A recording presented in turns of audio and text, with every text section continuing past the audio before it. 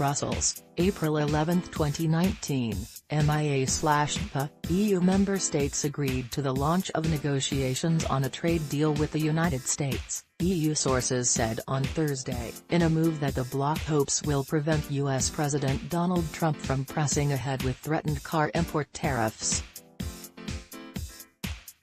EU ambassadors gave their agreement in principle for EU Trade Commissioner Cecilia Malmström to negotiate a deal with Washington, a source said on condition of anonymity.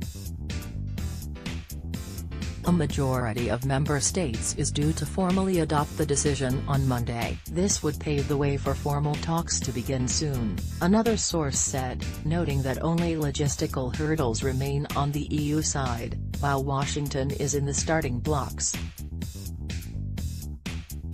The European Commission has been pressing since January for negotiations to start on a limited EU-US trade deal, but member states such as France hesitated due to domestic opposition, worrying that the issue was too sensitive ahead of EU elections in May.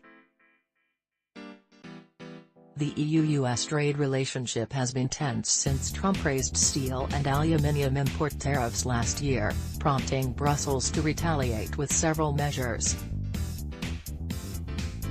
In July, Trump and Commission President Jean-Claude Juncker agreed to work on lifting tariffs for industrial goods, as well as whittling down trade barriers in several sectors, in an effort to ease the tensions. But since then, Washington has accused Brussels of foot-dragging and Trump has threatened to impose high tariffs on EU automotive exports in case of lacking progress. In February, the U.S. Commerce Department presented Trump with its findings after being asked whether any imbalance in the car trade harmed U.S. national security, an assessment that would justify special tariffs. Trump has 90 days from the completion of the report, which is still confidential, to implement the tariffs.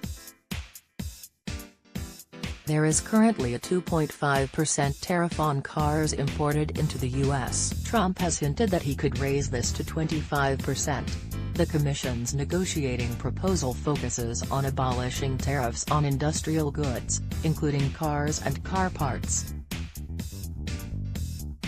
It would leave agricultural duties unchanged. However, contrary to U.S. demands, EU officials have stressed that the proposal cannot be compared to the stalled transatlantic trade and investment partnership that Washington and Brussels had begun negotiating under former U.S. President Barack Obama.